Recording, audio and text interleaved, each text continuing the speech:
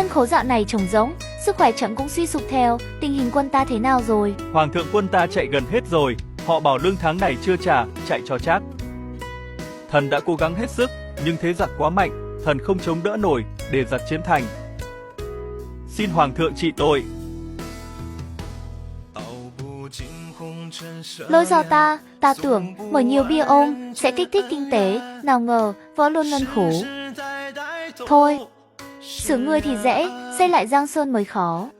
Nước sắp mất rồi, giờ trách người cũng không còn ý nghĩa, tại ta bất tài, ta không muốn sống nữa. Hoàng thượng, để thần xuống dưới đó, tiếp tục hầu người.